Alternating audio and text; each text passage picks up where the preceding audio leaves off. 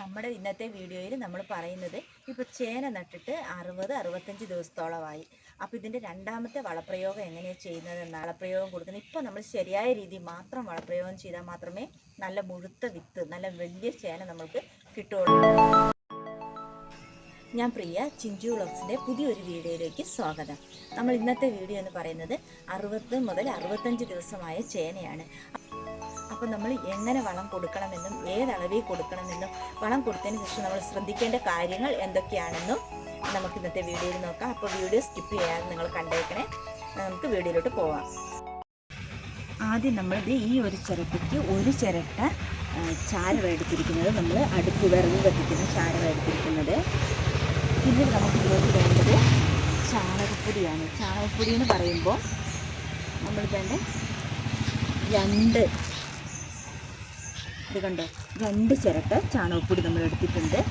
ഞാനിപ്പോൾ ഇത് ഒരു ചോടിനെ കാണിക്കുന്നത്. കുറച്ച് കൂടുതൽ നമുക്ക് വേണമെങ്കിൽ കുറച്ച് കൂടുതലിടാം. എനിക്ക് കുറച്ച് കൂടുതൽ വേണം. അപ്പോൾ ഞാനിപ്പോൾ നിങ്ങൾക്ക് അളവിന് വേണ്ടിയിട്ട് ഈ ഒരു ചോടിനെ കാണിക്കുന്നത്. പിന്നീട് നമ്മൾ ഇതിലോട്ട് വേപ്പിൻ പിണ്ണാക്ക് ഇത് ഇത്ര മാത്രം മതി കേട്ടോ, ഒത്തിരി വേണ്ട. വേപ്പിൻ പിണ്ണാക്ക് ഇത്ര മാത്രം, ഒരു പിടിയെന്ന് പറഞ്ഞാൽ ഒരു കുറച്ച് വേപ്പിൻ പിണ്ണാക്ക് മാത്രം. ഇത് നമ്മുടെ സൂപ്പർ മിൽ വളമാണ്. അപ്പോൾ ഇത് 2 കിലോയുടെ പാക്കറ്റ് കേട്ടോ. ഇത് നമുക്ക് ഈ ഒരു ഇത് നമ്മൾ ഒരു ചിരട്ട, ഇത് നമുക്ക് ഒരു ചിരട്ട മതിയേ. ഇത് ഒരു ചിരട്ട മതി. ഇത് ഒരു ചോടിനുള്ളതാട്ടോ. ഇനി നമുക്കിതിലോട്ട് മണ്ണ് കുറച്ച് കൂടുതൽ. ഇന്നിപ്പോൾ നമ്മൾ മണ്ണിടേണ്ട സമയമാണ്. നമ്മുടെ കിഴങ്ങൊക്കെ നല്ല രീതിയിൽ മുഴുത്ത് നല്ല വലുപ്പം ഉണ്ടാകാൻ വേണ്ടിയിട്ടാണ് നമ്മളിത് ചെയ്യുന്നത്. ഇനി നമുക്കിത് നന്നായിട്ടൊന്ന് മിക്സ് ചെയ്യാം. നന്നായിട്ട് മിക്സ് ചെയ്ത് കൊടുക്കാം. ചേമ്പിലും ചേനയ്ക്കും എല്ലാം ഈ രീതിയിൽ തന്നെ വളം ചെയ്യാവുന്നതാണ്. അപ്പം ഇതുപോലെ നിങ്ങൾ ചെയ്ത് നോക്കുക കേട്ടോ. നല്ല വലിയ ചേന കിട്ടും. ഞാനിപ്പോൾ ഇത് സിമൻറ്റ് ചാക്കിലും അല്ലാതെ നമ്മൾ ഈ അരി മേടിക്കുന്ന വലിയ ചാക്കില്ലേ, അങ്ങനെ പഞ്ചസാര ചാക്കെന്നൊക്കെ പറയുന്നത്, അങ്ങനത്തെ പഞ്ചസാര ചാക്കിൽ വലിയ ചാക്കിലാണ് വെച്ചിരിക്കുന്നത്. ഇത് നല്ലതുപോലെ മിക്സ് ചെയ്ത് ഇനി നമുക്കിത് ഇടുന്നത് എങ്ങനെയാണ് കാണിച്ചു തരാം. ഇതിപ്പോൾ ഞാൻ ഒരൊറ്റ ചോടിന് വേണ്ടിയിട്ടാണ് ഇത്രയും ചെയ്തിരിക്കുന്നത്. ഇതേ സൈഡ് ഇങ്ങനെ മെല്ലെ ഒന്ന് ഇളക്കി കൊടുക്കാം കേട്ടോ. കാരണം നമ്മൾ തണ്ടേൽ ഒരിക്കലും തട്ടിക്കരുത്. ഞാനിതിപ്പോൾ നിങ്ങൾക്ക് കാണുന്നുണ്ടോ എന്നറിയില്ല, ചൂടിലൊക്കെ നിറച്ചും ചെറിയ തക്കാളി തൈകൾ വരുന്നുണ്ട്. അപ്പം ആദ്യത്തെ നമ്മുടെ വളപ്രയോഗം കഴിഞ്ഞ് കഴിഞ്ഞപ്പം അതിലുണ്ടായിരുന്ന കുറച്ച് തക്കാളി തൈകളാണ് കേട്ടോ.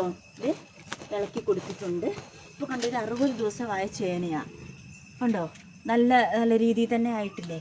അപ്പോൾ നമുക്കിനി ഇതിൽ നമ്മൾ ഈ വളം നമ്മൾ ഇട്ട് കൊടുക്കുന്നത്, അതായത് ഇതിൻ്റെ ചോട്ടിൽ ഒരു കാരണവശാലും തണ്ടേ തട്ടരുത്. നമ്മൾ മാറ്റിയിട്ടാണ് കേട്ടോ ഇട്ട് കൊടുക്കുന്നത്.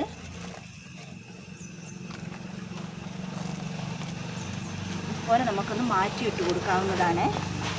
അപ്പോൾ ഇതുപോലെ തന്നെ ചെയ്ത് നോക്കുക കേട്ടോ. നിങ്ങൾക്ക് നല്ല വലുപ്പമുള്ള ചേന നമുക്ക് കിട്ടും. ഇതിൻ്റെ കൂടെ കണ്ട ഒരു കുഞ്ഞിച്ചേനയും കൂടി ഉണ്ട്. അതെ, ഇതിങ്ങനെ അങ്ങോട്ട് ഇട്ട് കൊടുക്കുക. തണ്ടയിൽ തട്ടരുത്. തണ്ടയിൽ നിന്ന് നമ്മൾ മാറ്റി വേണം ഇട്ട് കൊടുക്കാൻ, അല്ലെങ്കിൽ നമ്മുടെ ചേനയുടെ തണ്ട് ചീഞ്ഞു പോകും. അതിന് വേണ്ടിയിട്ടാണ് തണ്ടയിൽ തട്ടാതെ നമ്മൾ ഇട്ട് കൊടുക്കുന്നത്.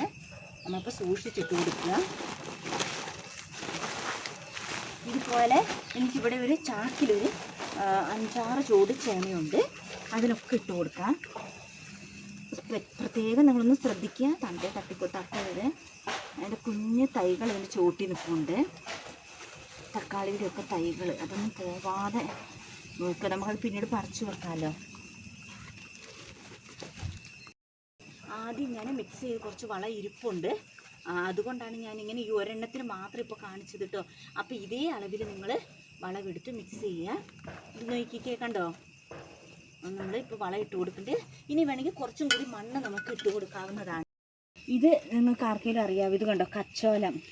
ഇതിൻ്റെ ഒരു പൂ കണ്ടോ, വേണ്ട ഒരു വെള്ള കളറ് ഒരു പൂവാണ്. ഇത് കച്ചോലം കുഞ്ഞുങ്ങളുള്ള വീട്ടിൽ നിർബന്ധമായിട്ടും ഒരു ചൂട് കച്ചോലെങ്കിലും വെച്ച് പിടിപ്പിക്കണം. കാരണം കുഞ്ഞുങ്ങൾ ഛർദ്ദിക്കത്തില്ല. നമ്മൾ പെട്ടെന്ന് ഇപ്പോൾ ഓർക്കാപ്പുറത്ത് ഛർദ്ദിക്കുക, അല്ലെങ്കിൽ വയറുവേദന, ഇങ്ങനെയുള്ള സമയങ്ങളിൽ നമ്മൾ വിര കയറാതിരിക്കാൻ വേണ്ടിയിട്ട് നമ്മൾ ഛർദ്ദിച്ച് കഴിഞ്ഞാൽ ഇത് കുഞ്ഞിന് ഇതിലൊരു കിഴങ്ങുണ്ട്, ചെറിയ കിഴങ്ങ്. ആ കിഴങ്ങ് പറിച്ച് നമ്മൾ വെള്ളം ചേർക്കാതെ അരച്ച് നെറുകയിലിട്ട് കൊടുത്താൽ അപ്പം തന്നെ ഛർദ്ദിൽ നിൽക്കും. ആ ഉള്ള അസ്വസ്ഥതയും മാറും. കാരണം നമ്മൾ വിര കയറാതിരിക്കാൻ വേണ്ടി കുഞ്ഞുങ്ങൾക്ക് കൊടുക്കുന്നതാണ്. നമ്മുടെ തറവാട്ടിലുണ്ടായിരുന്നു. തറവാട് നമ്മുടെ ചേട്ടായി ഇത് ചെറുപ്പം മുതലേ നിറയെ കൃഷി ചെയ്യുമായിരുന്നു കേട്ടോ. അവിടെ നിന്ന് നമ്മളിത് കൊണ്ടുവന്നതാണ്. ഇപ്പോൾ അതൊക്കെ പോയി, എന്നാൽ നമ്മുടെ ആവശ്യത്തിനുള്ളത് ഇപ്പോഴും ഉണ്ട് അവിടെ. അവിടെ നിന്ന് കൊണ്ടുവന്നതാണ് ഇത്. പിന്നെ ചുറ്റും കുറച്ച് പുല്ലൊക്കെ ആയിട്ട് രണ്ടു ശ്രദ്ധിക്കാൻ പറ്റിയില്ല. അപ്പോൾ ഇങ്ങനെ 2-3 ചൂട് ഇതിവിടെ ഉണ്ട് കച്ചോലം. അപ്പോൾ ഇതിൻ്റെ കിഴങ്ങാണ് വെള്ളം ചേർക്കാതെ നമ്മൾ ചെറിയ ഇഞ്ചി പോലെ ആട്ടോ പറിക്കുമ്പോൾ. പക്ഷേ നല്ല മണമാട്ടോ, ഇതിൻ്റെ മണം തന്നെയാണ്. അപ്പോൾ കുഞ്ഞുങ്ങളൊക്കെ ഛർദ്ദിച്ച് കഴിഞ്ഞാൽ നമ്മൾ അത് അരച്ച് നെറുകയിലും നമ്മുടെ ഈ തൊണ്ടക്കുഴിക്കും നെഞ്ചും കുഴിയിൽ അങ്ങനെ 4-5 സ്ഥലത്താണ് ഇട്ട് കൊടുക്കേണ്ടത് കേട്ടോ. അപ്പോൾ കുഞ്ഞുങ്ങളുള്ള വീട്ടിൽ നിർബന്ധമായിട്ടും ഒരു ചൂട് കച്ചോലം വെച്ച് പിടിപ്പിക്കുക കേട്ടോ. അപ്പോൾ ദാണ്ട് കണ്ടില്ല കച്ചോലം എങ്ങനെയാണ് നമ്മൾ കുഞ്ഞുങ്ങൾക്ക് എപ്പോഴും ഒരാവശ്യമുള്ള ഒരൊറ്റ സാധനമാണ് കച്ചോലം. അപ്പം എല്ലാവർക്കും ഇന്നത്തെ വീഡിയോ ഇഷ്ടമായി കഴിഞ്ഞാൽ എല്ലാവരും ലൈക്ക് ചെയ്യാനും കമൻറ്റ് ചെയ്യാനും ചാനൽ സബ്സ്ക്രൈബ് ചെയ്തൊന്ന് സഹായിക്കണം കേട്ടോ. അപ്പോൾ നിങ്ങൾ ചാനൽ സബ്സ്ക്രൈബ് ചെയ്യാനും മറക്കല്ലേ. അപ്പോൾ നിങ്ങൾ കമൻറ്റുകളൊക്കെ അറിയിക്കുക. അപ്പോൾ ഞാൻ പറഞ്ഞതുപോലെ തന്നെ ഒന്ന് ചെയ്ത് നോക്കുക കേട്ടോ.